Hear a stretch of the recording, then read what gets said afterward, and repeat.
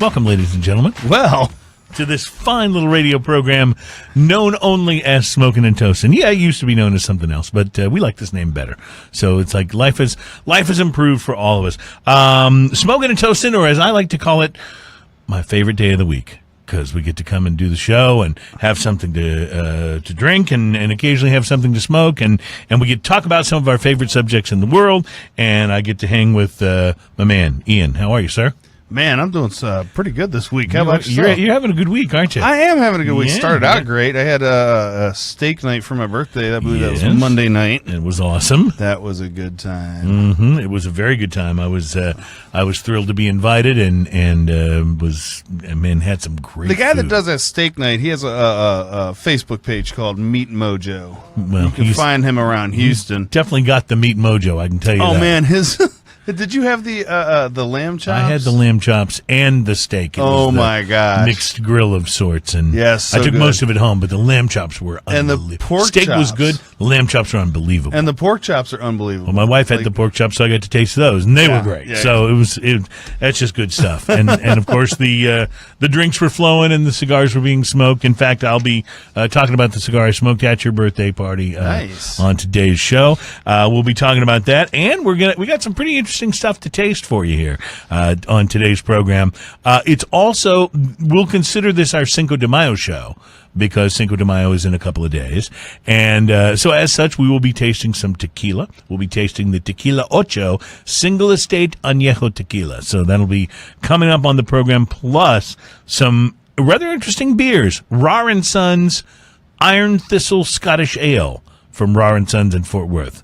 I like that brewery a lot. I do too. I've never had their Scottish ale, so I'm excited about Ugly that. Pug is fantastic. Yes, it is. Ugly Pug Black Lager. Great stuff. Now, we've talked about this beer on the show, but we've never had a chance to sample it, or at least I haven't. Maybe you have. Stone Brewing and NOFX, the punk rock band, teamed up to do a beer. It's called Punk and Drublic, and it's a hoppy lager, and we'll be tasting it today. That sounds awesome. Yes. And I've never tried that before. Yes, and I'm very excited about it. And then you brought was it the little something something? What was the Lagunitas that you brought that you fished out of your pantry? I think I put it over here. Let me look. It's not little something something. It's something else. It's not the little something something. No. Oh yes, it's the Undercover Investigation Shutdown Ale. So we'll be trying that. We may have tried this on the show before, but I honestly don't remember. So if this is a repeat, we'll see how close we come to what we said about it last time. So as far as we may have tried this before, after what is this, show number 86? Yeah, exactly. 86 shows times minimum 4 beers per show. Mm-hmm. Yeah. I think we can stand to do one over. I think we can. Even if we did. I think we can, and I think it works. So welcome to the program. So much good stuff going on and so much to talk about. Plus, on today's show, this is important information that you may need. That's what we try to bring you here on Smokin' and Toastin'. On today's show, how to sneak booze into music festivals. And this is real. This is not like a joke thing. We're going to give you 5 really good ways to make it happen. Isn't that awesome? I just love it, man. Somebody's phone is vibrating like crazy. Yeah, that's all my friends talking about splitting up a box of cigars. All right. Well, I'll take some.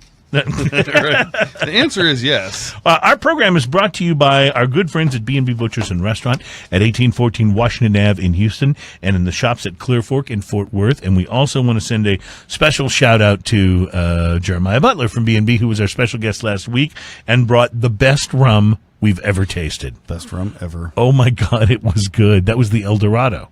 Yes. Wow. And the other rum was fantastic. Yes, and it was the cheap rum comparatively. Well, so how much? Just to recap that, how much was the less expensive rum? I want to say it was in the $100 a bottle neighborhood. Right. Yeah, and maybe a little less than. And 100. It was fantastic. Oh, man, it was like fabulous. No doubt fantastic. It was fabulous. Like I was like, as soon as we had it, I was like, I got to buy a bottle of this. This is great, you know. But then we had the El Dorado. The El Dorado, which 26 year, which I believe is north of $400 a bottle. I believe it is. Yes, is amazing. And they have this in stock at B&B. And Jeremiah did say that if you order just a glass of it, neat, it's 3 figures. Yes. Not 3 fingers, but 3 figures. So it's good to know what you're getting into. But that's a special occasion thing. And believe me, I felt very fortunate to be able to taste it because it was, although it is kind of like, I don't know, I don't want to say it's ruined me for other rums, but I certainly do have a new high bar standard. Yeah, well, the problem is sometimes once you find that high bar, it's like the other stuff's good, but where are you going with it? Right. Right. And I don't think it'll be that way for me because I just enjoy rum enough, and I enjoy the different kinds and flavors, and rum can be so different in terms of how it tastes and what the mouthfeel is like that it's still worth checking out and trying. So anyway, thank you, Jeremiah, for the rum, and thank you for being on the show. Always entertaining when Jeremiah is on. That's really awesome. I wanted to also thank you. We have found the little red box of sound effects. It's a high-tech It was sound effects being box. hidden from me, but I searched it out. Somewhere Bobby is going, damn it, they found it. Yeah, exactly. So what is going on? Smoking bans are hitting parks and beaches. We'll tell you about that. We'll tell you about the Miller Coors lawsuit. They got sued by Stone. Remember we talked about this on a previous show? Yes. Because of Miller Coors has taken the Keystone Light brand, which is basically just on Stone. Coors, yeah, now it just says Stone, and so Stone Brewing went, hey, what's up with that? So Miller Coors has responded, and it's pretty ridiculous. Plus, I also want to talk about the fact that Budweiser is whining. Have you seen their new ads? No. Whining? All right. Well, we'll just get into this now. Lay it on me. Budweiser has these ads where they talk about how difficult it is to brew Budweiser. How hard it is to brew this special blend of ingredients and what. I'm not kidding. The whole commercial is about how difficult it is. And I'm thinking, I've had it. If it's that hard, you guys could just stop. Yeah. You know? Because it's not going that far. It's not going that far. I'm not saying it's bad. I enjoy a good cold Budweiser from time to time on a hot day. And, if you're going with a mainstream brand, I'm not a fan of the Bud Light, but the Budweiser it's a drinkable beer. But honestly, if you're going to whine about it, like that's what I'd expect from, Stone talking about how difficult it is to make the Ruination, or something. You know what I mean? Somebody talking about how, St. Arnold talking about how difficult it must be to make the Raspberry AF. I get it. Like right. It has to be just, but yeah. Guys, if it's that hard, like I've had it, we won't be missing it, really, if you were to take it away. Yeah, I mean, I would notice. If you were to just give up. Like, I might notice that there's more shelf space there. Have you ever noticed how much Budweiser and Bud Light and Miller Lite take up? Their shelf space is unreal. It is, but have you noticed how even that has been shrinking over the last few years? Yes. Yeah, as more room has to be made for so many different kinds of brands. And if you look at, and we really need to get our guy Joey from Specs back on the show again, because it's one of the big questions I have is like, since the last time we had him on, it's been a while. Like I've become aware of at least 100 new beers. Name them. Had a chance to taste them all. Couldn't name them all, but at least like that I've read about or seen, or you know what I mean, or maybe even seen them. Like, how do you find the space for all of these? And of course, you're not going to stock them all. How do you choose? And then how do you stay one step ahead of your competitors? Because what if you miss a really good one and your competitors get it and it makes them look cooler than you are? These are all great questions for Joey. So we got to have him back on the show, and I'm looking forward to doing that soon. Because he always brings really cool beer. He always brings, and he's very hardworking. He's a very hardworking guy. So, yeah, got to get him back. So there's so much going on. I'm paying no attention to the time of this segment, so I don't know whether it is time to take a break yet or not. But I can tell you that we will be back with a tasting in the next segment. And I can ask you, and I don't know if you're going to talk about what you smoked at your birthday party, but I'm assuming that you had something interesting this week that you smoked that you want to talk about. Yes, I do. That was a very NPR yes, I do. Did you like that? Like yes. the pause, the long dramatic pause? Yes. Yes, I do, Cruz. What'd you smoke? So I'm not going to talk about what I smoked at my birthday party because I've actually talked about that before. I believe I had one of the aging You had an rooms. aging room. I Right. saw you smoking it. Which yes. are fantastic. I Oh, just they're wanted so to bring good. along So something good. like that. Yep. You actually dropped off a special occasion cigar, which I have not smoked yet, but I will make a special occasion very soon. That's the Southern Draw. Yes, and we will talk about that one at great length. Good. We I'm will looking forward wax, to we will wax seeing what poetic. you think. So this week, however, I got a bundle of cigars by from a buddy of mine. Who he, we go in, and split boxes of cigars, and so I end up with a ton of different cigars, which works out really well for me because I get to try a whole lot of different ones. And one of the ones he dropped off was AJ Fernandez Romeo y Julieta, Peru, Nicaragua. Is this the little Robusto, or is this the big one?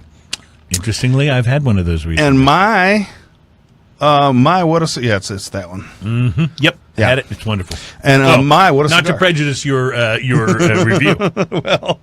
Well, let me run it down. So it's this is an under $8 cigar. The size that I had is like right at $7 per cigar if you're out of shop buying it. The construction of the cigar is beautiful. The label is real pretty, real classy. It's the Fernandez Romeo y Julieta, so it has the REJ, just the initials on there, and then on top it has Romeo. It's a beautiful white label. It's a very milk chocolate or even lighter brown colored cigar. The construction is perfect.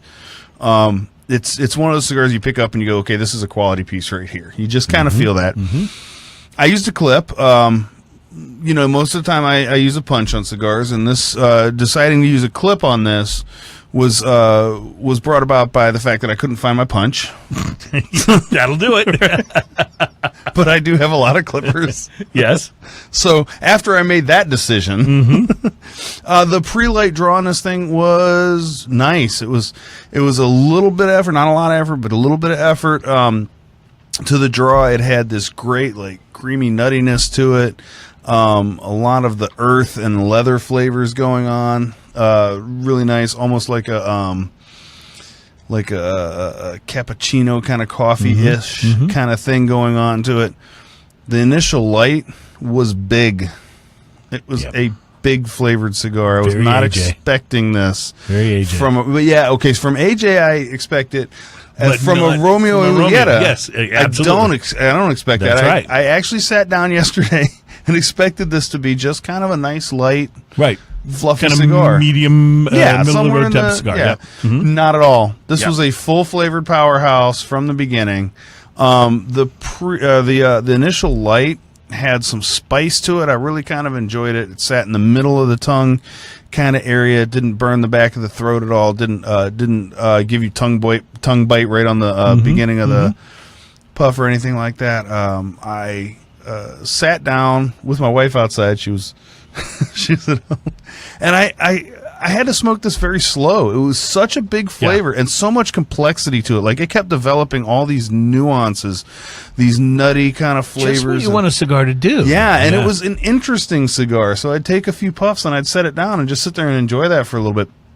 I have to tell you, at the halfway point on this, it was loading up a little bit flavor-wise. It got more and more spicy, and which was enjoyable, but it was big. I just was not prepared for how big this cigar was. I smoked a respectable amount of the cigar. I have to say it might have actually kicked my butt a little bit at the end. I enjoyed it. I would have it again. At the $7 price point, I give it a price versus quality. You get a 5 to 5.5. You get exactly what you're paying for. You get a great cigar, great construction. The burn was perfect, and I truly enjoyed it. I would buy it again, and it's fortunate I say that because I actually have about 6 more in my humidor right now. If you had asked me about a year ago who the hottest tobacco blender in cigars was, I probably would have said Manuel Quesada. Yeah. But I think right now there's no doubt in my mind that AJ Fernandez is he is the it guy. Oh, he's right on now. fire right now. He's everything he touches lately that I have tried seems to be great, and he's just being tapped by all these different, Romeo and Julieta, and a lot of the general cigar brands have had him do a blend. And in so many cases, like the one you just described, or like the H. Upmann by AJ, it's just not the profile you're expecting from that brand name. And then boom, wow. He's so hot right now. Yeah, he really is. And the stuff that he does for his own label. Oh, yeah. His own brands are all just on fire as well. So, AJ, it was a pleasure meeting him last year when you and I had a chance to meet him. He was doing a thing over at Stogie's World Class Cigars, and we got a chance to say hello, and he was super nice, and I bought a box of those New World broadleafs, which, I'm so sad. And I bought the Stella. Yes, the Bella, which was great, right? Yeah, I can't remember the full name of it now, but they were fantastic. I think I have like 1 or 2 left in there. So I'll tell you what I smoked this week. I had a very interesting cigar, so I want to share that with you. But we do need to take a break, and we will be back. And when we return, not only will we be doing that, but we'll be tasting the Rahr & Sons Iron Thistle Scottish Ale, a good Scottish ale for Cinco de Mayo. It makes sense to me. I love Scottish ales. All right, so we'll be back at Smokin' and Toastin'. You are listening to show number 86. Yeah,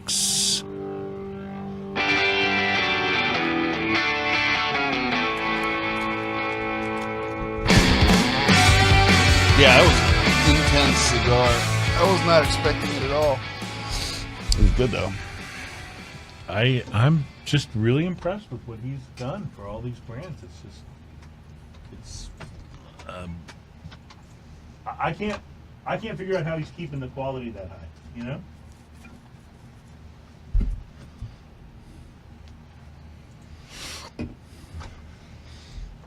I love the color of the can. Yeah, isn't that great? It's just such an awesome purple. Nice.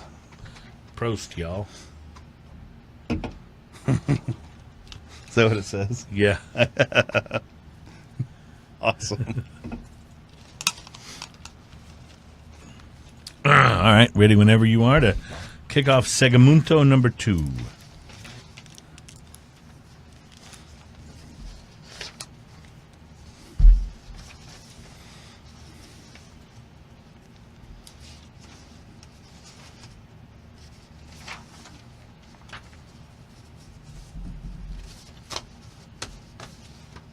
You know what's awesome? You are, Cruz. I was not expecting that. Thank you. I love that table later, by the way. Oh, yeah? That's so awesome. I just saw that and I was like, this is totally what I'm getting you for your birthday.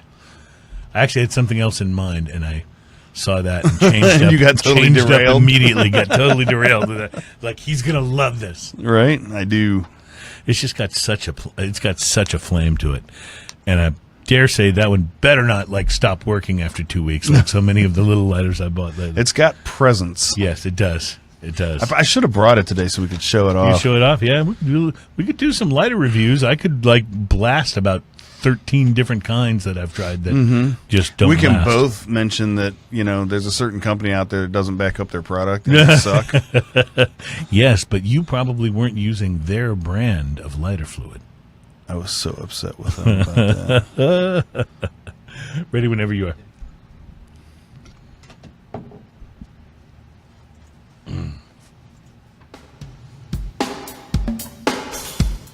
Welcome back to Smokin' and Toastin', our program brought to you by the fine folks at B&B Butchers and Restaurant at 1814 Washington Ave in Houston, and the shops at Clear Fork in Fort Worth. We will be heading to Fort Worth sometime, probably in the next month or so, I think. We're working out a date now for real with Jeremiah to go and... now that we nailed him down for once. Yes, he can be a tough guy to pin down, but we got him working on this.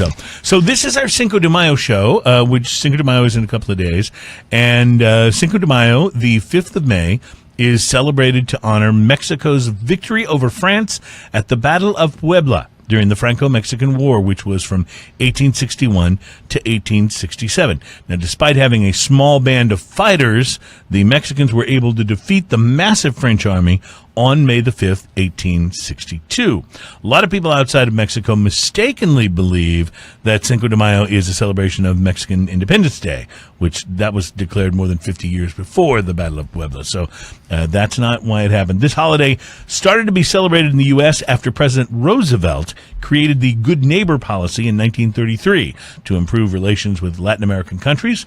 It became ingrained in the American calendar, and just as recently as 2005, Congress passed a resolution calling on the president to recognize the historical significance of Cinco de Mayo. Now, I'll tell you why I like it. I like it for the same reason I like St. Patrick's Day, Because it's a holiday that's all about drinking. That's why I like it. Seriously, it's like wait, it's I don't understand. Please explain. It's Cinco de Mayo. You're gonna have to bring it. You're gonna have to bring it down a little more bass for me. Going to have margaritas. It's going to happen. We're going to have tequila. We're going to try tequila. In fact, let me just pull this out of here right now. Uh-oh, what's happening over here? Just show this off here. This is a single estate tequila Ocho. Yeah, we'll be having this on the program, so we will be looking forward to that. That's what. If I said it there, is it like right in front of your head? I can move my head right now. Yeah. Okay. All right. So we'll get to that coming up. So I do want to tell you about the cigar that I smoked at your birthday party because what did you have at my birthday party? I brought a Liga Privada T52. I just want to point out, by the way, that last year at my birthday, you also talked about the cigar that you smoked at my birthday party. Well, last year's cigar that I smoked at your birthday party, I liked so much I went out and bought a box of them. I still have one Rocky Patel 55, I think, left. That cigar, and see, it's moved to my bottom drawer, which is my special cigar drawer. Hold on to this for a special day. No, and I didn't do that. Well, I will admit I kind of rationed mine, but I'm out now. I need to get more. That's a great cigar. I told Rocky when we had a chance to talk to him in Vegas that was my favorite cigar of his lineup that I've had. That cigar just hit my palate right in the right place. Loved it. And so let me talk to you a little about the Liga Privada T52. It's the follow-up to the very successful Liga Privada number 9, which has gotten tons of press and major accolades and all of it. I'm not sure why they skipped 43 numbers in between and went directly from 9 to T52, but either Liga Privada, they can do whatever the hell they want. I can only assume. I got the cigar at Casa de Monte Cristo and brought it to your birthday party on Monday, and it has been described as having, and this is the first time I've actually ever heard this particular phrase, which may show how little I actually know about tobacco, but it's described as having a stalk-cut sun-grown Habano wrapper. Have you ever heard of a stalk-cut? Stalk-cut? No. Stalk. Like the stalk of the plant. Stalk-cut sun-grown Habano wrapper, and then uses 7 different tobaccos in the binder and filler. It's made in Nicaragua. The pre-light was all rich tobacco aromas and leathery chocolate once I punched a hole in the end of this. And, oh, man, the smell in it was beautiful. The construction, by the way, was fantastic. It smoked like a dream. That was a very pretty cigar. Smoke itself was full-bodied, cedar, leather, and what I could really only, I guess, identify as a little bit of orange or maybe like orange zest or orange peel, that sort of flavoring. Very, very zesty. An absolute winner. Now, it's about a $15 cigar. That's big bucks. Not cheap. That's big bucks. I loved it. At $15, I feel like I got every penny out of it. I enjoyed it so much, I wanted to give it slightly more than you get what you pay for, but it really probably deserved a 5. It really probably, I was going to say 5.5. If this was a $10 cigar, I'd be giving it a big number, because on the price to quality scale, for those who may be new to the program, a 5 means you get exactly what you pay for.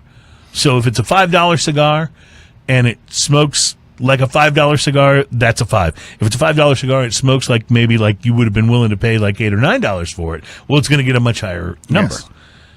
I just don't know if I'd have wanted to pay $18 or $19 for this cigar. As great as it was, do I want to put it in the same echelon with a Padron, Aniversario? Those are good. Yeah, you know what I mean? Or an Opus X, or one of those Andalusian Bull. Yeah, one of those $20 range cigars. I'm just not sure. So I loved it. I'm going to give it a 5.5. It's just hard for me to go much higher for a $15 cigar. It's going to have to really wow me. When you get to that over the $12 mark, it's harder to give it a higher price point or a higher rating on the price to quality, just because at that price point, it really should be a good cigar. Right. Your expectations are already really high because it's $15. Yeah, I mean, like a 64th anniversary from Padron is probably going to score a 5, and it's amazing. But it's also, I think, $30, right? Exactly, and that's but that's exactly the thing. It's like unless you're disappointed with it, it's probably going to say, yeah, it was worth what I paid. But how good is it going to have to be at $30 to go, it was worth even more than I paid? You know what I mean? I'm just saying. That would be the 45th anniversary, by the way. Yeah. Milk it, baby. There you go. Yes, nice and slow. Yes. I love that sound. It's a wonderful sound. I've just opened a can of the Rahr & Sons Brewing Company from Fort Worth, Texas, Iron Thistle Scottish Ale. It's described on the can as a full-bodied, dark ruby ale, creamy, with subtle bitterness, toasted grain, malt-forward caramel sweetness. And Rahr & Sons, you mentioned how big a fan we are of their Ugly Pug. Love the Ugly Black Pug. Lager. Yeah, they got a bunch That's some good fantastic. stuff. I will tell you, that is some good stuff. I have not had a lot of their different beers, though, and that's why I was actually excited to try this. And I will tell you right off the bat, and I'll show this to the camera, it's a little darker in color than I was expecting for a Scottish ale. You almost expect the Scottish ales to be, slightly less, slightly less dark. Right.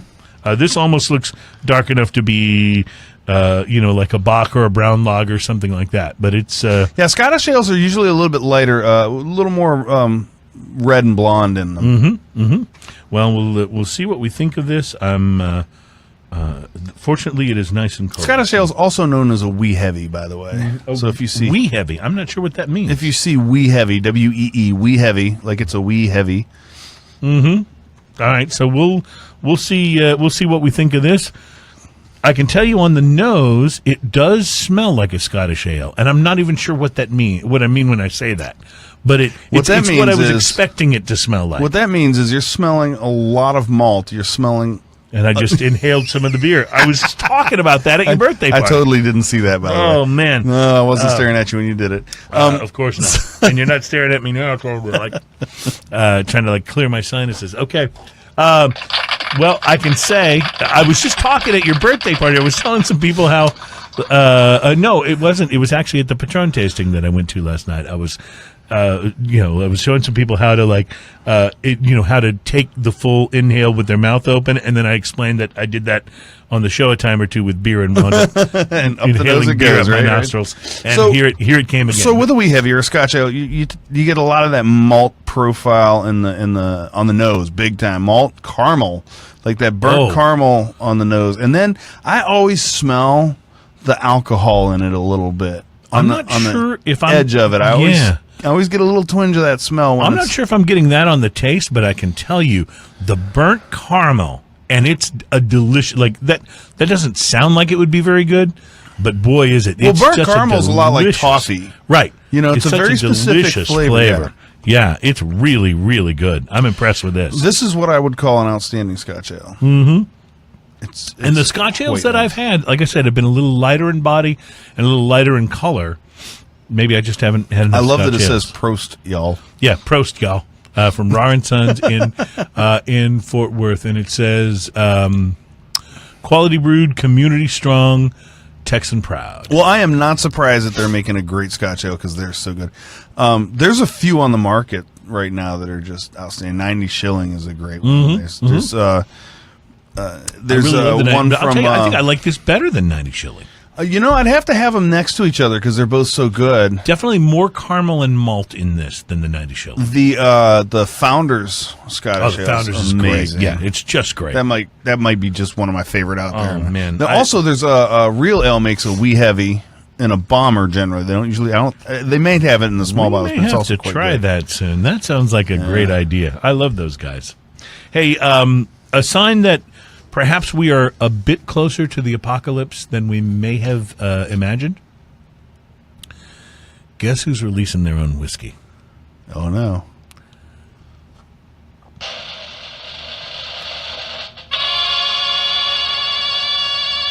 Bob Dylan. Oh, wait. It gets better. Guess what the whiskey's called? Yes.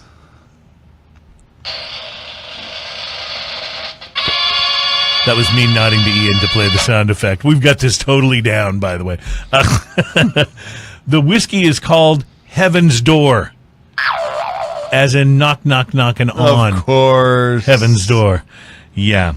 It's his new signature Heaven's Door Spirits, produced in partnership with Mark Bushala, who is a liquor entrepreneur. The spirits are all whiskeys. They'll be available in mid-May in select cities. Bob Dylan said, and by the way, Bob, just can I speak to you directly? I hope the whiskey's good. I really do. Because if it is, we don't even have to have this discussion, right? But if it's not, you've won a Nobel Prize, dude. You don't have to do this. You know what I'm saying? Like, his life's been quite complete. Life's been good to you so far. The poet of our generation. And anyway, he says, you don't always find inspiration. Sometimes it finds you. We wanted to create a collection of American whiskeys that would each tell a story. Creativity isn't like a freight train going down the tracks. It's something that has to be caressed and treated with a great deal of respect. Now, I really do like what he says about it here. So, I mean, can we trust Bob Dylan to make a good whiskey? I don't know. All right, I just want to supplement this by also making whiskey. Yes. Oh, are you talking about the black box spirits, the vodka, whiskey, and tequila that come in a box that are now available? Black box, you know they make wine. Yes. They make what's called classy wine in a box. Mm-hmm. Yeah, all wine. Now they have spirits in a box. It's they have a black box whiskey. I just don't know if I can get used to the idea of tapping the box for my next whiskey. You know? I just don't know if I can do it.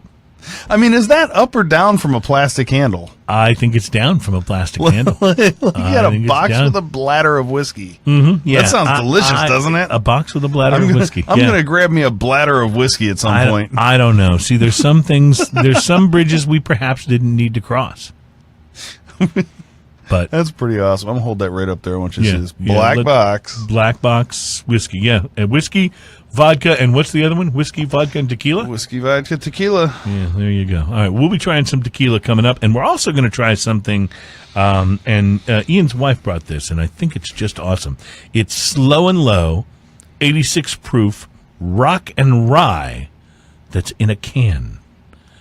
This is either going to be amazing or terrible. I'm going to say nothing. I can't wait to try it. That'll be coming up on the show, plus more beers, and we're going to tell you about the best ways to sneak booze into music festivals this summer. That is coming up. You were listening to Smokin' and Toastin', and we are so glad to have you on board for the program today. Cinco de Mayo, everybody! Did they decide that Speedy Gonzalez was a racist kid? You're thinking of the Frito Bandito. I think Speedy Gonzalez may have been considered to be, just because he had the accent. But the Frito Bandito definitely, yeah, they had to stop using the Frito Bandito because, and the Taco Bell, Yoquito Taco Bell dog. Remember him? It was a brilliant little... It was wonderful. I don't know what it is about Taco Bell. I mean, we all know their food's just like horrible for you and but man, when those commercials come on TV, I can be sitting there full, having had dinner, and I'm like, I really want a cheesy gordita. It's the same ingredients. It's the same one. Yeah, it's the same one as the last. Sometimes they're in a different order, but it's the new Taco Bell, whatever. Wait, I got an idea, guys. Look, we need something new. Let's put a tortilla inside of another tortilla. That's but like we'll separate them with cheese. Yeah. That's like Jim Gaffigan, the comedian, has this great routine about how before he started doing comedy, he worked in a Mexican restaurant. Dude, that's in Indiana. hilarious. He goes, because that's where you won't go for your quality Mexican food is Indiana. But he talks about how everything on the restaurant, he goes, it's all the same. And he's go, people are like, what is tostadas? And he's like, it's tortilla with cheese, meat, and vegetables. Oh, what is nachos? Tortillas with cheese, meat, and vegetables. What is enchilada? Tortillas with cheese, meat, and vegetables. Just say a Spanish word and I'll bring you something. I love that. Oh, he's awesome. I love him.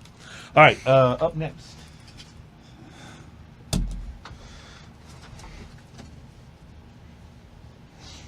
Punk in Drublic, ladies and gentlemen. That's awesome. Yeah, you got to love it. All right.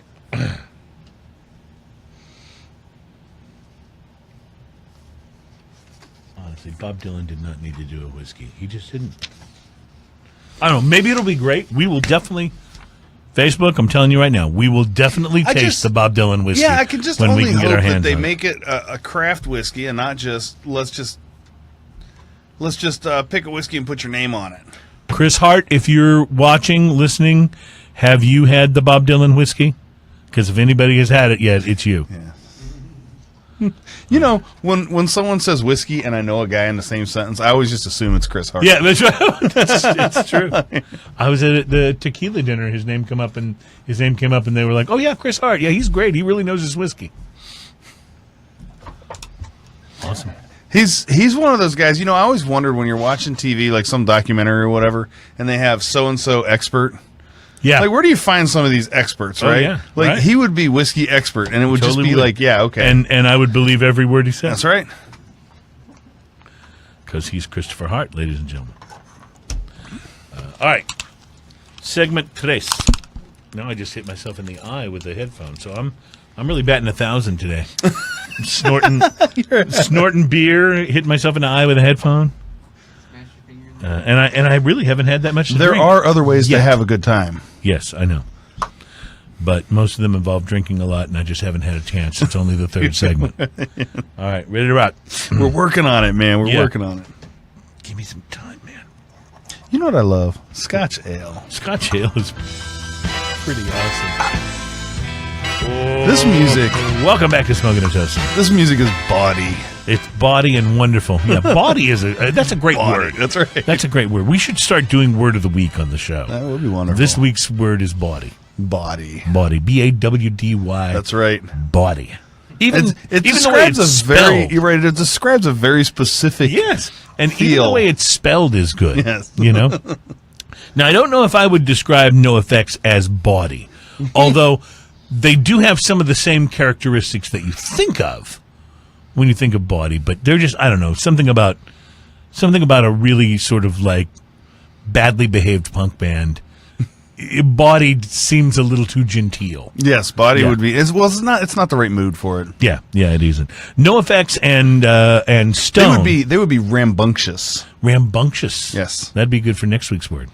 NOFX and Stone Brewing, which we have huge respect for, out of San Diego, California, have come up with a beer called Punk and Drublic, and they do, and this is why I wanted to bring this up now, because we're going to talk about how to sneak booze into music festivals.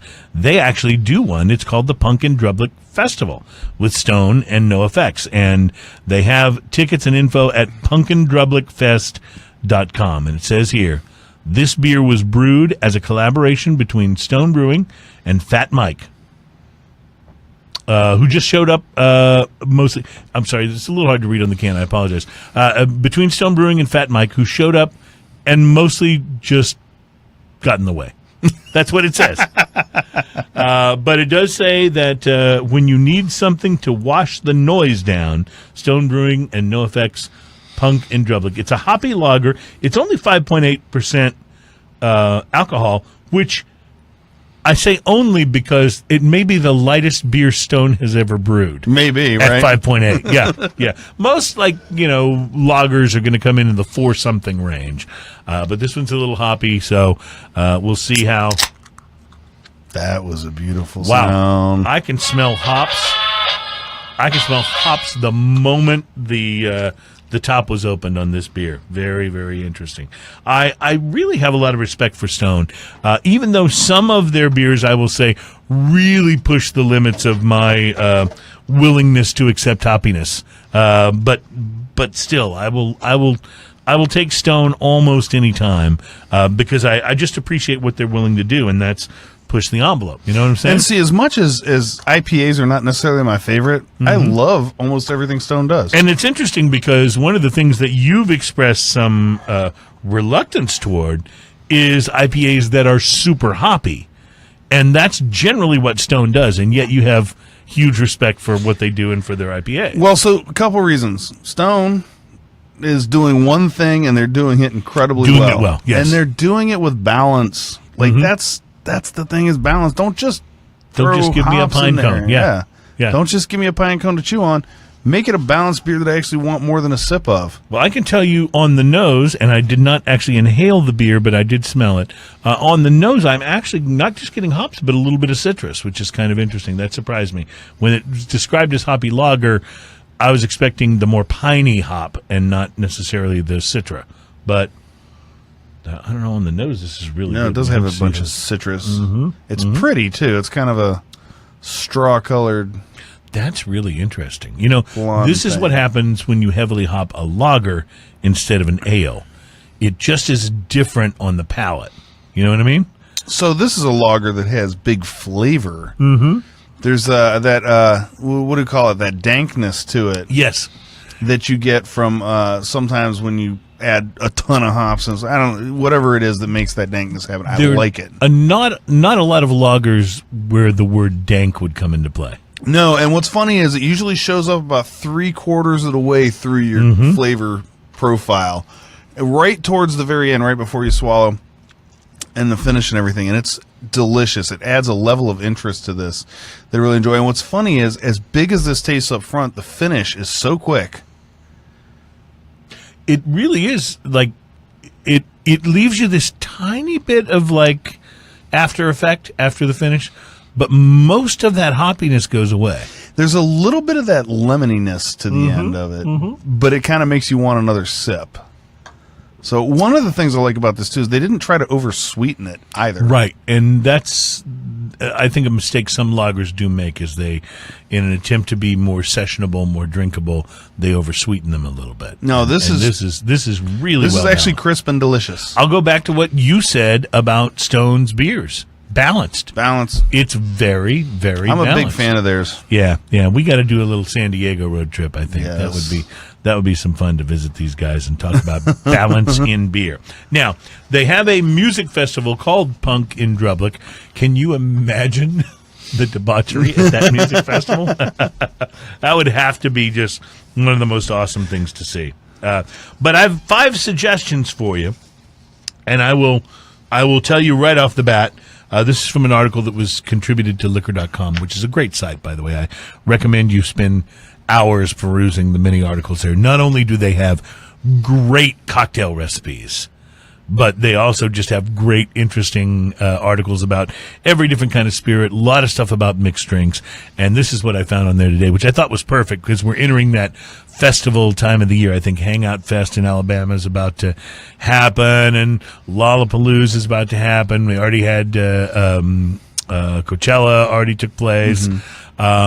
But one of the things that you want to do at a festival is figure out an economical way to drink, because you've already paid through the nose for your tickets, because these things are getting more and more expensive because they keep having to book Beyonce, and she keeps raising her rate. So, they got to do something, right?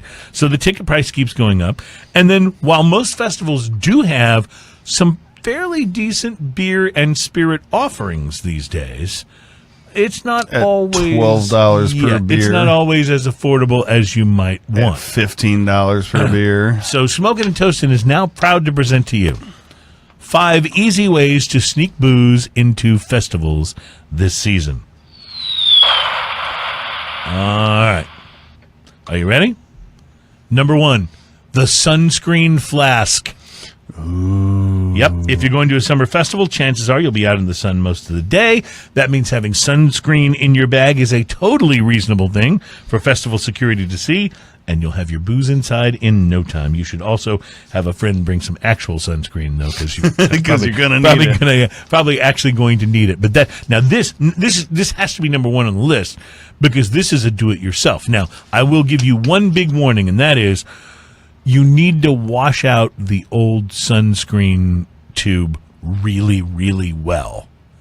So what you're saying put is your favorite spirit the inside next time me and you go to a festival and I look over and I see you with a 64-ounce mega bottle of sun lotion, yeah. I don't actually have to ask. You're like, dude, is that SPF 30? I'll go, oh no, it's just like 7.5. No, that's really good, and there's no point in doing beer because you'll drink it too fast. So you got to put maybe some some whiskey, some tequila in there, depending on what. Have you seen that thing, the beer belly? I don't know. I don't know what the beer belly is. You haven't seen the beer belly? No, It's like a whiskey or a beer pouch or you put it under your shirt. You put under your shirt around like it like makes you look like you have a big belly, kind of like I do. Interestingly enough, that did not make the list. Maybe they were afraid you'd get patted down and discovered. Oh, there's probably that, right? Because and listen, I've lost a flask going to like Mardi Gras. Mm-hmm. You know, where they go. Well, there's an acceptable loss. Yeah. Oh. So, also, if you go by Specs, you know they have disposable flasks. Yes, I know. I just bought one. Yeah, those are cool. But I maybe should have bought this. Item number 2 on the list. And by the way, I checked. This is available at Amazon. Just search it. It's the flask bracelet. Say what? Instead of carrying around a flask all day hidden somewhere on your person, opt for this flask bracelet and wear it proudly. It comes in different colors with a funnel. You can stack them for a sort of a bangle look. Just know you're going to have a little extra weight on your wrist if they are full of stuff. But yeah. So you go to the festival, you taking a girl along. If you're a guy, have her wear the flask bracelet, one on each wrist. Yeah, tequila on the left. Whiskey on the right. That'll work, right? All right, number 3. Brilliant. And this is as brilliant an idea as you've ever seen. And this is also available. You can Google it and find it available anywhere on the web. The smartphone flask. The smartphone flask? Yep. Everybody's bringing their phone into the festival, so not suspicious at all. This cell phone flask looks just like an iPhone, but holds 4 ounces of booze. Is that not great? I love this. Number 4, works better if there's a chance of rain, but it's also your best bet if you're trying to sneak in a lot of alcohol. It's the umbrella flask. Again, you can find this on Amazon. It holds up to 13 ounces and looks just like a typical drugstore umbrella. Love it. And shields you from the rain should it happen to and actually operates. And actually operates. Yeah, it's just full of booze. Keeps you dry on the outside and wet on the inside. Number 5, I'm not real sure about, but maybe this is just my own insecurity showing. But it is one I will say your average security guard is not going to question. And it does exist. It's a real thing. The tampon flask. Yep. These tubes hold 1 ounce of booze each, and they use easily sealable sleeves that look just like the real thing. Why does your box of tampons weigh 6 pounds? And why do you need a whole box of tampons to go to the festival? Yeah. It's a heavy flow Pretty day. sure you're a guy. Yeah, that's right. So there you go. That's how to sneak 5 very creative ways. But I mean, like they're all like actually really good. I mean, the just imagine the guy next to you at the festival. Is that guy eating tampons? I'm telling you, I don't know if I could pull that one off. Flask bracelet, maybe. Umbrella, smartphone, yeah. Sunscreen, yeah. Just so long as I washed that out really well. Oh my gosh! Before I put it together. So there you go. It's news you can use here on Smoking and Toasting. We're keeping it real right now. All right, and we're going to take a break, come back and keep it real Cinco de Mayo style with some single estate tequila Ocho. That is on our next segment. Plus, I promised to tell you about several important things, and one of them is the lawsuit between Stone, who we've already talked about, and Miller Coors. Miller Coors has fired back. We'll tell you what that sounds like coming up. I want to hear about this. It's Smoking and Toasting. Thank you for listening. Tampon flask. Yeah, I knew. Did you like my well-timed scream there? Yes, that was perfect. No, wasn't that a great one? I knew when I saw that. Oh, that was hilarious for the show. And the thing is, all those exist. Like none of those are like, here's what you could rig if you wanted to. Like every one of them except the sunscreen you could actually buy on Amazon or similar websites. So I like this Pumpkin Drublic. That, sir, is good beer. Tiffany, there's a tiny bit left. Would you like to polish it off?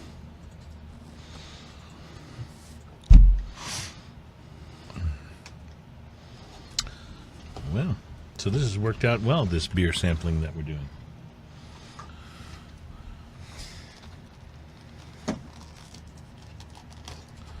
It's almost as if we had some sort of a show going on. Well, we could... I was thinking maybe we could do this professionally at some point. How about semi-professional? Semi-professional. Yes, we do. So we'll do the tequila in this segment, and then we'll do the final beer and the slow and low in the last segment. Are you waiting for the slow and low? No, tequila sounds good. Yeah, we got lots. Would you of like tequila. some ice with your tequila? Would you like some ice with your tequila? Yes, with the tequila. This can be arranged. Just All right. Let me make sure I've got my Miller Coors story ready here. For some reason, my wife never minds coming to pick me up. Yeah, and she's like, oh, yeah, I can do that.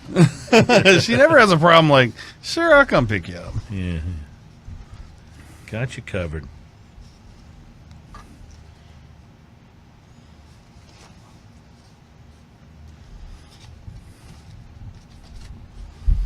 All right. Okay, I don't have that. Things that I'm curious about. I like the 5 ways. That was so funny. 20 beers to avoid at all costs. Yeah. I thought I'd save that one probably for next week. There you go. It's a lot. You got another top 50 list here, too. That should be fun. Yeah. I think next week we're on location, right? I think we are, yes.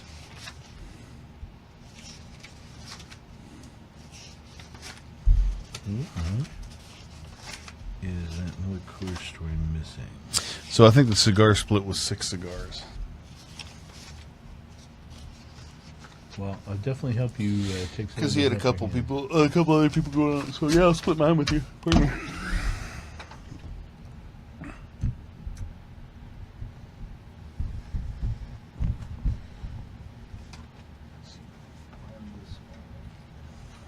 I'm going to need Taco Bell after this. Help with what? I'm going to need Taco Bell after this. Look what I did. Now look what you've created. Or as Taylor Swift said, look what you made me do. I need to know whenever they're doing a close-up on me, I can make my mic float around a little bit. just enough to see,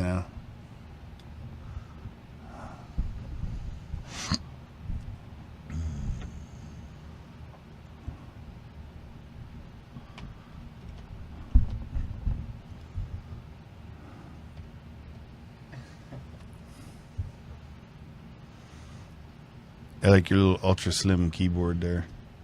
Yeah, that's new. I like it.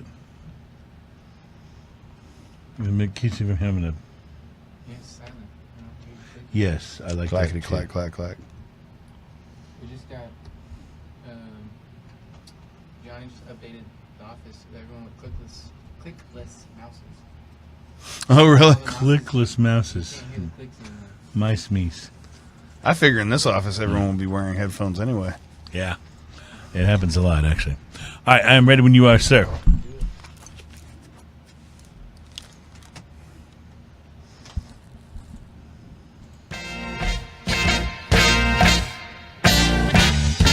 Welcome back. Smoking and Toasting, show number 86.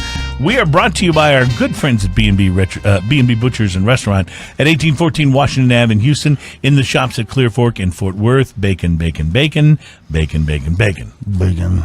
Bacon, yes.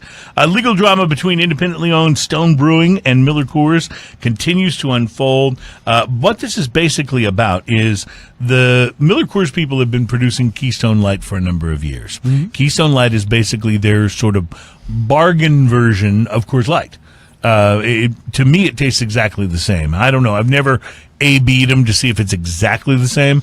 But if you were to hand me a cold can of Keystone Light, or if you were to pour it into a glass and say, "What is this?" I would guess Coors Light. That's it's close enough, at least that's what it tastes like, and it's less expensive. And having gone to college, I've had my share of it. Yeah, so it's like instead of heading for the mountains, you're heading for the foothills. Exactly. That's a perfect way to put it. So Keystone Light has been Keystone Light for years, except now they've shortened it so that on the cans it just says Stone. And Stone Brewing, a brewery we've just been, touting how great we think they are out of San Diego, has been Stone Brewing for a while, and they're saying that Miller Coors is basically, infringing on their name in the copyright by shortening it to Stone. So the California-based Stone Brewing filed suit against Miller Coors over this recent rebranding. Their initial lawsuit says that it too closely resembles Stone's packaging, and the move was meant to intentionally confuse beer drinkers. So Miller Coors filed an 80-plus page counterclaim this week. And we have had a chance to look at most of the document. Here are some of the counterclaims that Miller Coors includes. They say that they began using and obtained a federal trademark for Keystone nearly a decade before Stone Brewing registered Stone. They say that Keystone and its customers, I love this, have long referred to Keystone as Stone and to cans of Keystone as Stones. I have never in my life heard anyone say, hey, let's go get a 12-pack of Stones. Yeah, let's go get some Stones. As I mentioned As a matter of earlier, fact, I've heard people say let's get stoned, but that's different. yes, I went to college. I've had plenty of cans of this cheap-ass beer. That's right. I've never heard anyone refer to it never as once Stones, in my even life. one time. Now, maybe I just don't live in the hip areas where they have this You're not basic bro enough or hip something. college lingo. I don't know. I'm not sure. While it's true, further into the filing, by the way, they dig in, Miller Coors does, and suggest that Stone's motivation behind this lawsuit isn't about trademarks at all. Miller Coors' legal team writes, this case is not about verbatim copying, but about Stone Brewing's struggle with its new identity as a global mega craft beer manufacturer. What? While it is true that Stone Brewing is currently the eighth largest U.S. craft brewer, based on their sales volume in 2017, fact of the matter is no U.S. craft brewer could be labeled mega, no matter how big they are. An independent brewer is still, their size is monumentally smaller compared to the behemoths of big beer. Stone Brewing released their own one-page response to the Miller Coors counterclaim. Executive chairman and co-founder Greg Cook. Hold on, I want to pause you. Doesn't that just kind of illustrate how bloated one side of this is compared to the other? Totally. Like, how many pages was the first response? 80 pages. 80 pages. That's how bloated. 80-plus page. How many lawyers do you think wrote that? Oh, God. A phalanx How many people? of lawyers. Phalanx? Is it pronounced phalanx? I don't know. It's one of those words I've only seen in print. I've never heard anyone actually say. It was phalanx, but Yeah, I don't know. I could be wrong. I just... It could be like some weird part of your body. I don't know. Yeah, so Stone releases a one-page response to this. And here's what Greg Cook, the executive chairman and co-founder of Stone, said. He's by the way, not a dude who'll back down from a fight. I mean, he's ready to rock here. He's ready to rumble. He calls the document, quote, a work of fiction that he read while sipping on a Stone White Geist Berliner Weiss. He goes on to say that Miller Coors' law firm did what they got paid to do, present a lot of misleading allegations and package them as facts. In the coming days, he says, we look forward to publishing each misstatement on Twitter. Hint, the deception starts right up front in paragraph 1. Best choose your popcorn-eating gifts now. And true to his word, he's been dissecting Miller Coors' claims on his personal Twitter feed. So it's at Stone Greg, STONEGREG. Go follow it because it is totally worth your time. I'm totally gonna have and to do that. effort to look at his Twitter feed. I just think not only do I love them as brewers, but I love how they're standing up to big beer in this case, and I think it's absolutely awesome. And it's amazing that big beer holds something in the neighborhood of like 85%. Yeah. Of the entire market share. Yeah, exactly. And they're fighting for that 15% that they're not getting. They know they've become uncool. That's the thing. And they're fighting for it so Fighting hard. for it. Yes, absolutely. And also probably they tried to buy Stone and Stone said That no. was a very tequila-like pop. It was a I very just heard. sort of it was almost understated. If I'm going to put it back in and try it again. Yeah, a very understated sort of. Hold on. Put it back. Just one more try. Put it back in there. Okay. Flip the bottle over. I gotta flip it over. You don't shake tequila. No. Now. Okay. Oh, so you're saying if the cork is a little bit wet, that we'll get a little more. A little more. A little more. And I also smell the tequila more as Yeah. the cork is off and the tequila is being I like the opened. little attitude. They're like, you don't shake tequila. Oh, no, you don't shake tequila. Well, you do if you're making a margarita. That would be the time. exception. That'd be the time and place. Sorry, I didn't mean to to shake impose tequila. upon you. What is that song? Shake, shake, shake tequila. No, that's wrong. I've got it wrong there somehow. So this is single estate tequila Ocho, 100% agave. Interestingly enough, they number each bottle of this, and this is bottle number 6,357. I don't know if they number them because of the tequila shortage, or if that has anything to do with it. I don't really know, don't really understand. But tequila is as tequila does, I believe. So Tequila is as tequila does. as Pee Wee Herman would say, tequila. Or was that Pee Wee Herman that said that? Yeah. Remember the dance he did? I just figured tequila is as tequila does. Oh no, that was I'm paraphrasing Forrest Gump is what I'm doing there. Oh, that's right. That's right. So all right, so gonna smell a little tequila here and see what we come up with. And again, let me show the bottle here to the camera.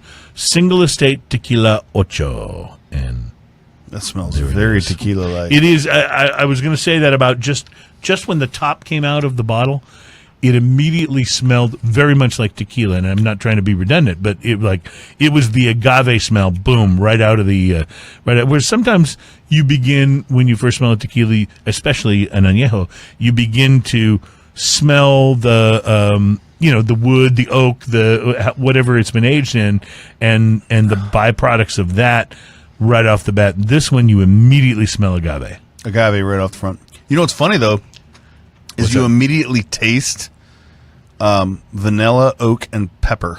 I'm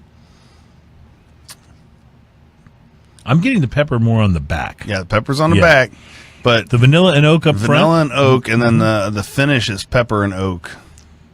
It's delicious. For a tequila añejo, it's got a little more bite and a little more pepper Yeah. than I might be expecting. A lot of times, by the time you get to the amount of age that an añejo has had, the amount of time that it's had aging in the casks Is and it the barrels. 4 years or 3 years for an añejo? I think it's So 4. I think it has to be 4 or Yeah. more to Gotcha. officially be an añejo.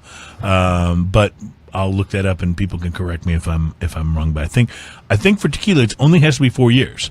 But the point is that most of the time, by the time it's become an añejo, it's just got that creamier smoothness. It goes down a little smoother. And I'm not saying that this isn't smooth, but you're drinking tequila. Yeah, there's no doubt about Yeah, that. when you're, we talk a lot about the Skelly and how delicious that is, and how it's deceptive as it can possibly It's be. a little scary, Yeah, because it doesn't necessarily. I mean, you get the tequila flavors, but you don't get the tequila boom, Right. and it can be very deceptive. This, you have no problem understanding that you are. It is, however, drinking pleasant. tequila. Oh, it is. I didn't mean to. It's in any way actually imply that very it wasn't. pleasant, and I like the pepperiness on it. The pepperiness is delicious. It's almost like a white pepper. Yeah. Sort of a flavor to it. It is delicious. Wow. Really delicious. I have not had any of the lesser aged tequilas, the Reposado or the Blanco from this particular brand. This is the first time I've had a Tequila Ocho. And I want to say that this bottle was in the neighborhood of like $60, $65. That was going to be my next question. So it's not one of the $30 añejos, and there are some of them out there. But it's about twice that. But it really just depends on your taste. I would say if you like your tequila a little more bold and in your face, this is a great one for you. It if is you're smooth, looking though. for it, yeah. I mean, it's got a smoothness to it, even though it's a bold distillate. It's got a smoothness to it, and there's a little butteriness to the overall mouthfeel of it. Now, I will tell you that what this reminds me a little bit of is a tequila that is far less than half its price, but was quite good. I bought, when I was in Los Angeles, and I think I may have polished it off before you showed up, but I bought a bottle of Hornitos Añejo. that I thought must have been incorrectly priced because I bought it at like the drugstore, at like the Rite Aid, Right. and they had a number of in California you can buy liquor at the grocery store or the drugstore or whatever. So it wasn't that unusual for them to be selling it, but the bottle was on sale for $17.99. I thought, for Anejo, are you kidding me? Like, especially in California, where everything more else is expensive way than more I'm used to expensive, right. finding it for here. So I thought, well, if it's awful. And I've had Hornitos Reposado before and liked it. So I thought, well, it can't be that awful, but if it is, I'm only out $18. Right. So I bought it, and it was delicious. It was very similar to this, maybe not quite as smooth, but definitely had the pepper. But if it wasn't it wasn't far off from being as smooth as this. And at less than a third of the price, I could argue there's give and it'd take. be a better deal than Hornitos the Tequila Ocho. generally has a much more peppery. It's like out of all the less expensive, bigger names out there, it's usually the pepperiest of them. I just like going to the counter and saying, yes, I'd like a bottle of the Hornitos. I just like saying the word Hornitos. Okay, we're going to say the word segment 5, or that's 2 words, I apologize. But we're also going to say the 2 words slow and low. And we're going to say the 2 words rock and rye, because we're going to try this little concoction in a can when we come back. Plus, we have one more beer to try, and I'm going to tell you about the fact that there are suddenly, like out of nowhere, huge amounts of smoking bans coming down the pike. I'm going to tell you about those, and we got to commiserate and figure out what we can do. It's coming up. It's Smoking and Toasting, and you are listening to show number 86. I'm Cruz. He's Ian.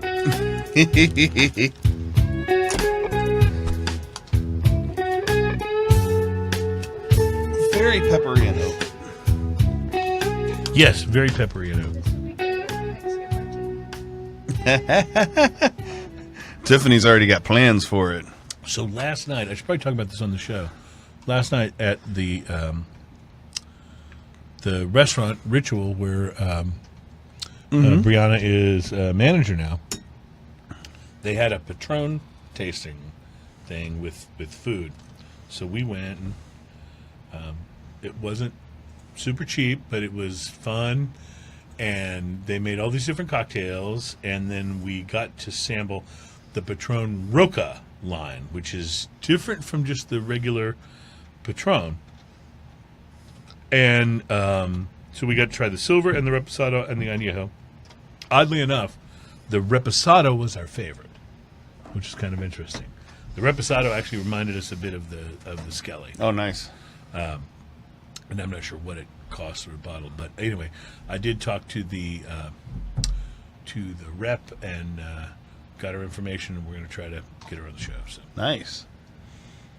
but it was good. It was really good. The Reposado. Didn't you think that tequila was good? Yeah, the thing that surprised me the most was the silver.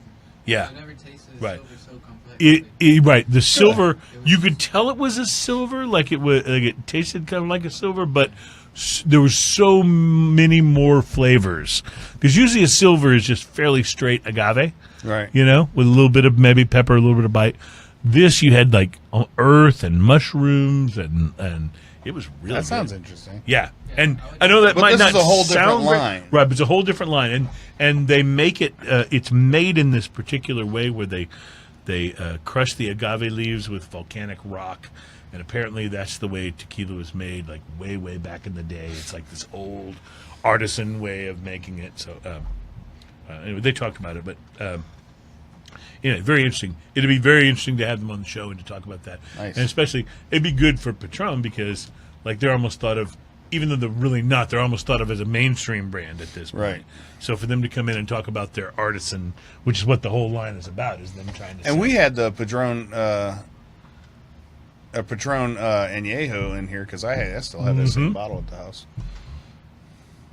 And it was delicious. That's a sipping tequila. It was delicious. It is and good. they have a Patron, like extra Anejo, that comes in like these crystal decanter bottles. I think it's north of $100. But I got like the little Patron book, and it was kind of cool. That it had all their different tequilas from their line in there, and it was. But yeah, I think they have 2 different bottles of it. But I think they're both well north of $100. How are we doing for ice? We have watery ice. Watery ice. Should we get a little more ice for the? Oh, you know what? I need some more.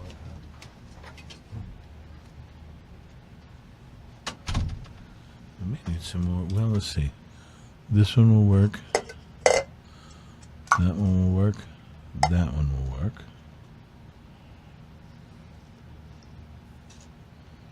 And that one will work. Okay, we have enough. So should this be shaken? I'm going to guess yes, but I don't know. Yeah, I was asking the same It's question. fantastic. But it doesn't say to shake anywhere. Would you shake it first? Huh? Would you shake it first or no? Can you what? Should we shake it before we open it? Can? Or no? Doesn't Yeah. matter, I don't think. It's an old fashioned. Yeah. Best work freezer ever.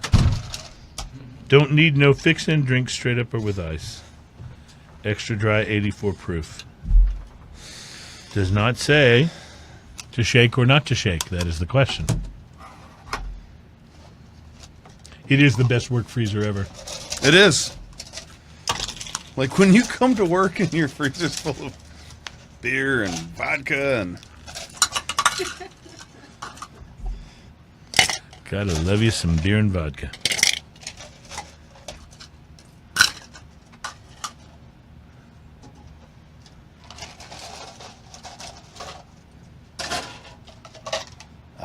it's getting crazy up in here. Y'all gonna make me lose my mind. Would you mind turning my headphone down just a touch?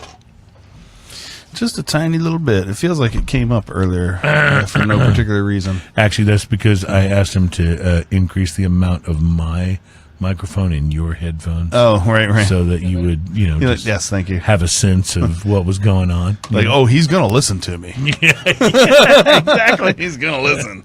Oh, yeah, he'll listen. All right, we enjoyed the Tequila Ocho. Let's try for some. You know what? I need. Would you mind grabbing a couple of those? Just there's some solo looking type cups that are by the refrigerator. We got some of these here. Oh, well, yeah, but let's save those for you, for your solo thing, because we got a beer to taste as well. I forgot about that.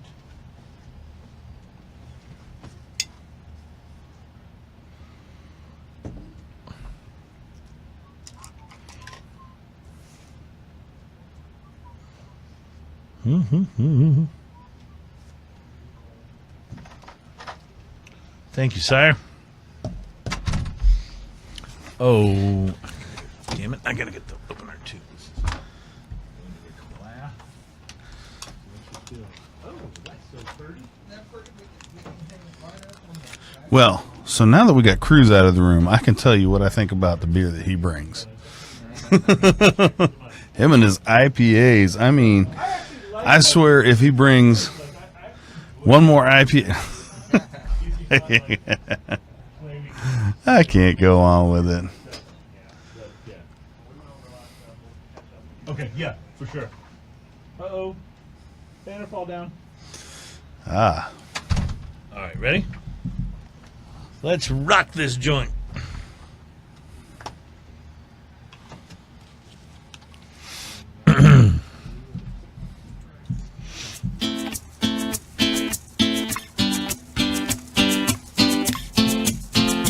On the beach in Hawaii. Welcome back. It's Smoking and Toasting, our final segment for show number 86. We are brought to you by B&B Butchers and Restaurant at 1814 Washington Ave in Houston and in the shops at Clear Fork in Fort Worth. If you're at B&B and you want to just totally treat yourself, go for that rum we had last week. That was so good. Oh man, El Diablo. Was it El Diablo? Am I remembering the name correctly? Oh, I think that's right. Go back and listen to last week's show if you need to clarify. But boy, is it good.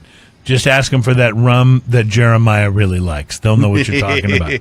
Also, it's over $100 a drink. So the song said on the right. So you got to be wanting to really treat yourself. Yeah.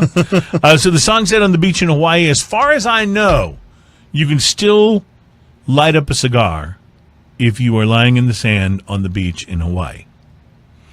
But more and more public places are falling into Ian's description of what it's like to smoke in California. It's really very simple. You can smoke anywhere you want to as long as you don't smoke inside and you don't smoke outside. That's right. Yeah. So that's what it's becoming more and more like. And I'm really concerned about this for golfers. Now, I don't play golf myself. I mean, I've played a few times, but I'm not a regular golfer, right? But one of the things that so many of the people I know who are golfers enjoy so much is hitting the golf course, lighting up that golf course cigar, and smoking it while they play. It's part of the experience. It's part of the community of what they do. You know, I actually know quite a few people who literally the only time they smoke cigars is when they're on the golf course. when they're on the golf Well, course. it's becoming harder and harder to do. It's getting harder and harder to find a place to enjoy a cigar outside anywhere. A slew of new smoking bans. That could be our word for like 2 weeks from now. A slew. Because a slew means a lot in a short time. A slew of new smoking bans have gone into effect around the U.S. that impact smoking in parks and beaches. Smoking in the parks of Ridgecrest, California, now prohibited. The city of Huntington, West Virginia, all of its parks now tobacco-free. By the way, everything I'm about to tell you has happened since April 15. These are all brand new prohibitions. And I like calling them prohibition because it reminds me of. Yes, and they really are. Legitimately, it's what they are. Smoking at parks, athletic fields, and playgrounds is now banned in Downers Grove, Illinois, which is a suburb of Chicago. Downers Grove Golf Club, a publicly owned course, has banned smoking everywhere except on the course. So in this particular case, you can still smoke on the course everywhere else. Can you imagine how many people they would lose if they banned it on the course? And it's coming. I'm telling you, it's coming. Smoking is also banned at Belmont Prairie, Fishel Park, and Lyman Woods in that area. Box Butte County, Nebraska has made all of its county grounds tobacco-free. Prescott, Arizona has banned smoking in all parks. Sandusky, Ohio has approved a park smoking ban that includes city parks, piers, marinas, bike paths, and golf courses. And Asbury Park, New Jersey, a place where I have actually sat on the beach and smoked a cigar, has now banned smoking on the beach. So that means I can no longer do what I enjoyed doing so much on 4th of July with my best friend Dave and his wife Gwen. And I mean, because what is happening You're to a us? terrible criminal because I am you a want terrible to smoke criminal. a cigar. Right. And by the way, I made sure we weren't Outdoors. like right on top of another family with kids or something. Like, I was responsible about it. Of course, it was legal then, but like it's what I'm saying is that I can't speak for cigarette smokers, but most cigar smokers that I know are actually quite conscious of not wanting to bother people with their cigars. I always ask if I'm going to smoke a cigar and there's somebody already sitting there. I will ask, and if they say, "Yeah, actually, that'll bother me," I've got no problems. You haven't hurt my feelings. Don't worry about it. Right? Don't worry about it. I'll find another place. No to smoke. problems. Yeah, Exactly. I will find another That's just place. about being a polite human being. Right. That's not a Right? problem. Now, if I'm already sitting there, and this has happened, and it boggles my brain, if I'm already sitting there smoking a cigar and someone comes and sits close to me and then complains, yeah. I'm sorry. I've got nothing for you, buddy. I got nothing for you. I'm right there. nothing with you. for you at all. I'm right there with you. Got a little something for you here. A little something, something. Oh, that was a good sound. Yeah. Actually, it's not the little something, something, not which the little is something. a Lagunitas product, but this is the Lagunitas Undercover Investigation Shutdown Ale. I love the title. I love the name, and I'm just going to tell you that we probably have sampled this before on the show, but in case we haven't, we're going to recover this ground right about now. The Funk Soul Brother. So looking forward to I love Lagunitas as a brewery, by the way. I know that they are not as independent, I suppose, as they once were. I think they've been maybe bought by one of the big boys. I actually don't know where they're at with it right now. I'm not really I sure. do know that they make, like, if it says Lagunitas, it's a quality brew. Yeah, they have always, and I love, one of the things I like about Lagunitas is that I can find their IPA at many, many different places around, at least around the greater Houston area. It seems to be a place that a lot of bars stock as maybe their one IPA. Or their additional IPA if they stock the one. I know a lot of bars seem to stock Hopadillo and feel like that's here in Houston. They stock Hopadillo and feel like they've got the whole category covered. And I would appeal to you bar managers that, Hopadillo's just fine, but you do not have the whole category covered. No, not at all. You really don't. You really need to do one more and find something interesting. And Lagunitas is a good choice, and you find that at a lot of places. So I really love their IPA. We've had their little something on the show before, and that was pretty good. And the brown sugar. That was good, delicious. yes. We tried that not too long ago. But this one is the Undercover Investigation Shutdown Ale.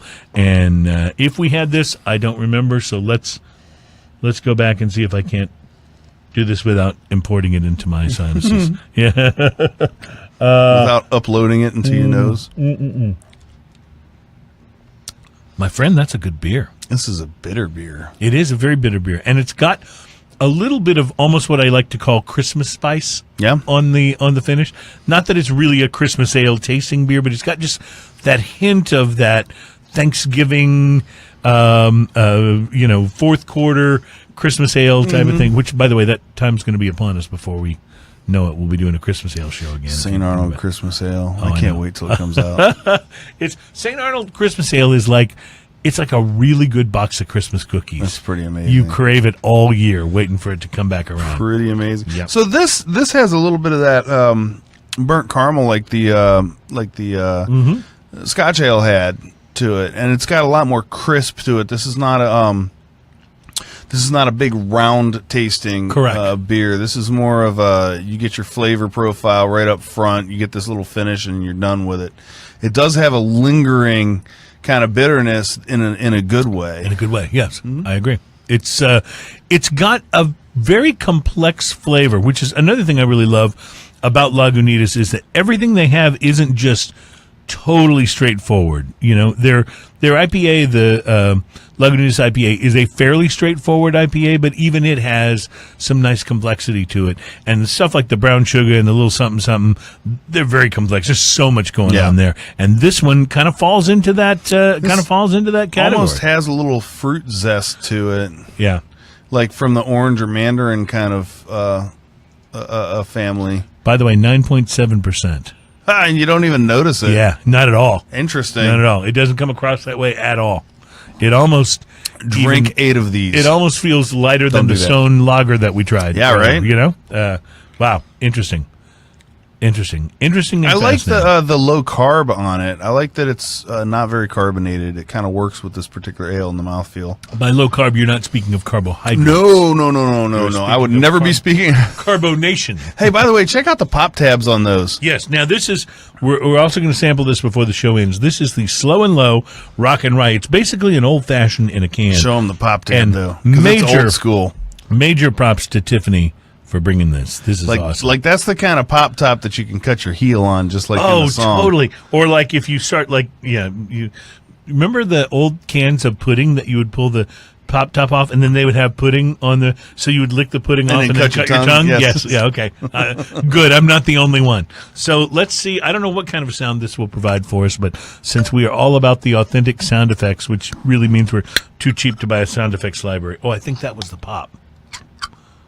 Yep, that was the pop. That was just the peel off. Yeah, a little anticlimactic, but that's all right. We'll make it work. So this is basically an old fashioned in a can. Yes, and I'm excited to try this because I will admit not a lot of canned cocktails are very good. I'll just say that right up front. A lot of canned cocktails are just kind of like not. Let's just go ahead and overgeneralize that and say canned cocktails are generally not a good idea. Canned cocktails are usually not what you're looking for. Yeah. But not the best idea I've seen. But I will say this. I've been out drinking with you and your wife, and she has never steered me wrong. Not once has she steered me wrong. So I will be very, very fascinated to see what we come up with the Slow and Low 84 proof. And this is made 84 proof. You do realize that is 40%. 42%. Hochstadters, HOCHSTADTER''S. Hochstadters, established in 1884. Holy cow. So these guys have been around for a while. And you can kind of tell, again, I want to show the label to the camera. The young lady on the cover there is having quite a good time. That's all I will say. Straight rye whiskey, raw honey, navel orange, rock candy, and bitters. That's what this is all made with, according to the can. So, very, very interested to try this. And I do love a good old-fashioned, so it'll be... and a good old-fashioned has that orange zest. It has... Yeah, right. It has the orange bitters. The simple sort of syrup, which to I'm it. assuming they're using the rock candy to cover that. Adam on the wheels of steel there. All right. Well, it smells like an old-fashioned. It does. You've got that orange on the nose and the little bit of the bourbon, the rye on the nose. Wow, very interesting. Straight out of a can. I'll tell you this. I've been to bars and had old-fashions made that weren't this good. It's kind of good, isn't It's it? kind of good. Yes, it really... And it comes in this little bitty can. I mean, that amazes me. I had zero expectations, other What's than the fact that Tiffany How brought much it. do those cans cost? $4. About $4. About $4. Yeah, which you'd pay more than that for it at a bar. If you go to a place that sells you an old fashioned for $4, Yeah, beware. beware. Yes. Yeah, but this is wow. I'm pretty impressed. Now I'm remembering your buddy. I'm not remembering his name. Your buddy that's the bartender at the New Potato, Matt. Oh, he made us an old fashioned there that was to die for. I will tell you, he makes the best old fashioned that I personally know of. Like to my palate, that is the ultimate old fashioned. It was very impressive. I mean, I don't know what kind of mojo he uses, but It's magical spirits that he induces. it's pretty amazing. Yeah, it really He is. infuses it with the happiness of a small child. So Tiffany, Ian's wife, who brought this, is she's here with us on the show. Can you find this at liquor store? Specs has got these. Specs Total Wine. Okay, so you should be able to find these at any normal liquor store. And I got to tell you, I have to stock up on these now because what I will do, or in Vegas, what I will do is when people come over, I'll go, yeah, I can mix you up a good old fashioned, and then I will sneak one of these You cans just out, grab a shaker pour with it some over ice, yeah, chicka, chicka, boom, chicka, chicka, and boom, chicka, there you chicka. go. There's your old fashioned, and they go, wow, you make great drinks. No, this is good. Slow and low, 84 proof rock and rye. Very impressive. Well, I'm so glad you did this. It's not the type of thing we would normally think to try on the show. But after a show for Cinco de Mayo, where we did the Tequila Ocho, and after a show where we taught you how to sneak stuff into music festivals, this could go perfect. Do you could- suppose there's going to be repercussions for that? from the music festivals? Bring it. Bring it. After all the money I've dropped right. at yours, you just bring it. You know? My favorite is Day for Night still owes me money. Can I just tell you that? Those losers. we were at Jazz Fest, and they made money. We were at Jazz Fest a few years ago when it rained out. Yeah. So we paid a lot for the tickets, and then it rained out. And then it rained out. Yeah. We got to see 1.5 shows. Mm-hmm. And it was raining so bad that it was up almost to my knees where we were standing. Mm-hmm. For That's one Houston of those kind of rain there. Yeah, for one of those little, we call it little plastic ponchos. You know, the ones you can buy at the dollar store for, $1. Surprisingly. How much? How much at the Like festival? $18 I'm a sure piece. they were. And I'm sure before the rain started, they were $9. Probably. Yeah. But, did I feel a drop? Change the price, Fred. They just went up to They just 18. walk up to the little price sign and flip it around backwards. Yeah. It's like open on one side, closed on the other. It's 9 on one side, 18 while it's raining. Yeah, exactly. Well, so that's why I have no sympathy for the music festival persons. So appreciate that you guys do a good thing, but yeah, your drinks are too expensive. Sorry. That's A little just the bit way of it price is. gouging there. A little bit of price gouging going on. I want to thank everybody who was involved in bringing the show together for today. Thank you, Tiffany, for bringing in the slow and low.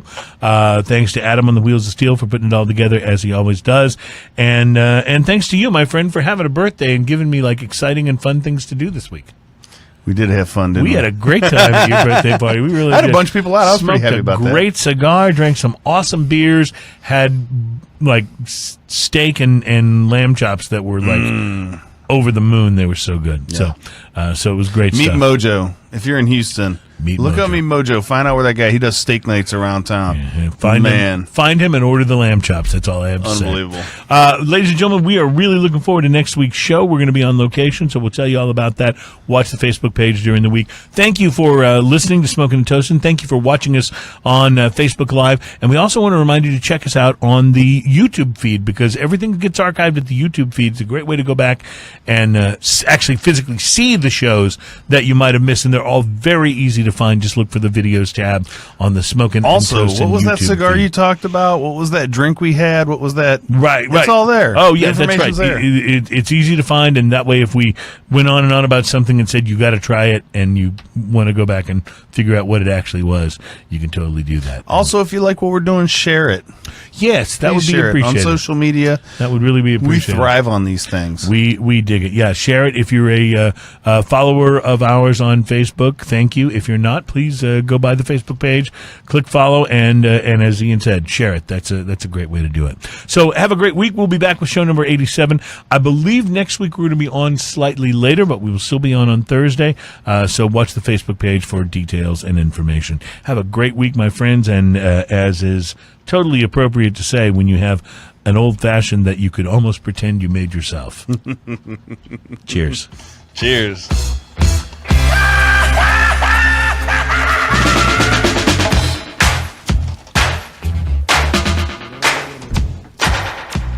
Thank you, Fesabuka.